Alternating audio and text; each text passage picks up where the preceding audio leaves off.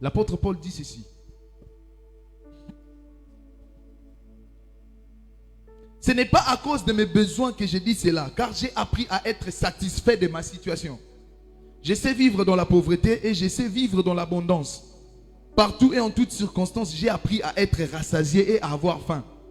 À être dans l'abondance et à être dans le besoin. Je puis tout par celui qui me fortifie. Alléluia.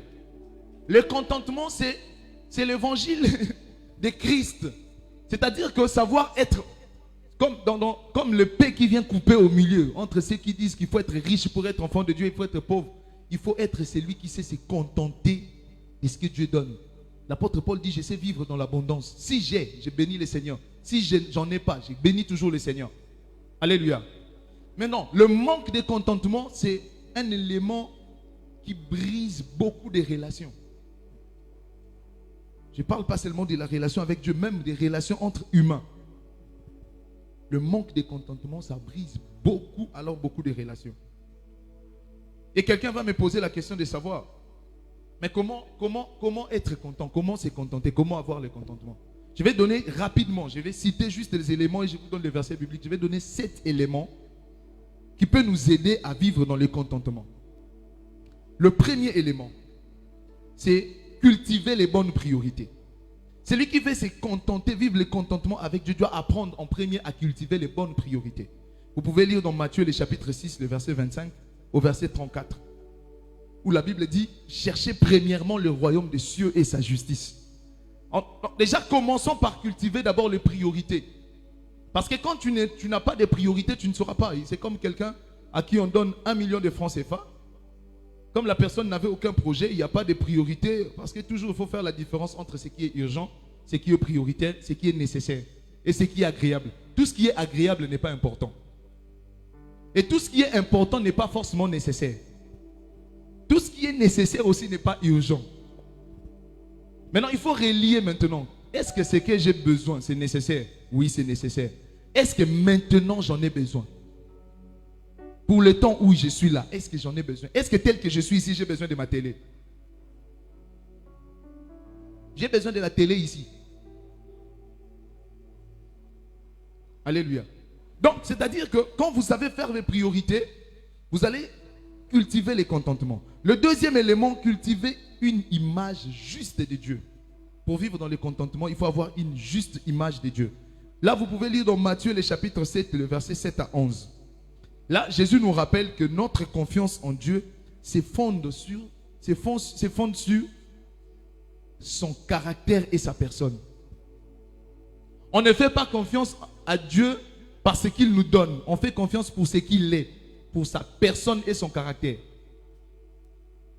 Quand vous sortez de ça, vous allez cesser de vous focaliser sur ce que vous avez. Alléluia. Parce qu'il y a de ces personnes entre nous que souvent, quand on a, on prie. Quand on n'a pas, on fuit l'église. Quand on est en bonne santé, on est là, adorateur, parler en langue. Mais quand la maladie arrive, on ne sait plus même qu'on avait prié Dieu quand on était en bonne santé. Et que ce Dieu-là peut nous guérir, on peut prier Dieu aussi aujourd'hui.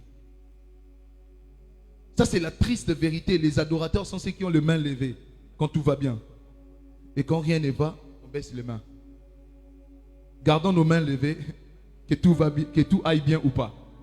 Le troisième élément pour vivre le contentement, c'est reconnaître que tout vient de Dieu. En reconnaissant que tout vient de Dieu, qui souvent nous bénit au-delà de nos besoins. C'est comme ça qu'on vit le contentement. On dit, je reconnais que tout ce que j'ai, ça vient de Dieu. Et que ce Dieu-là, il est capable de me bénir au-delà de mes besoins. Souvent, on se bat pour 100 francs au moment où Dieu nous regardait dans des millions. Alléluia. On se bat pour 100 francs. On est en train de sortir la sueur, tous ces trucs. Mais juste parce qu'on veut faire par nos efforts. Au moment où Dieu ne nous attend peut-être pas là. Reconnaissons d'abord que tout vient de Dieu, tout ce que nous avons. Dans Jacques, le chapitre 1, le verset 16, verset 17, la Bible dit ceci, Jacques dit, toute grâce excellente et tout don parfait vient de Dieu. Que je puisse avoir l'argent ou pas, J'ai déjà la grâce parfaite, excellente d'être en vie. Je me contente d'abord du fait que Dieu me garde en vie. Alléluia. Le quatrième élément pour vivre le contentement, nous rappeler de notre condition. On doit se rappeler de notre condition. Je vous explique rapidement. La Bible dit dans le livre de... Vous pouvez lire Job, le chapitre 1, le verset 21, 1 Timothée 6, 7. Ces versets vont nous faire comprendre que si nous voulons vivre les contentements, nous rappeler de notre condition veut dire ceci. Nous devons accepter et nous devons toujours remémorer dans notre esprit que nous sortirons de cette terre telle que nous sommes rentrés. De la poussière, je suis revenu. De la poussière, je rentrerai. Donc, c'est-à-dire tout ce que je peux amasser. Parce qu'on est toujours, l'homme est un éternel satisfait. On cherche toujours à avoir tout ce que j'aurai. Je mettrai ça où quand je partirai. Et quand on se pose ce genre de questions, on commence à cultiver les contentements. On dit non, je me contente d'abord de ce que Dieu... Vous savez, souvent Dieu ne nous donne pas parce que c'est qu'il a déjà donné le peu là. On ne lui a même pas encore dit merci. Là c'est l'homme. On te donne 100 francs, tu n'as même pas encore dit merci. Ah, moi j'avais besoin de 1000 francs. Papa, dis d'abord merci. Je te donne 100 francs.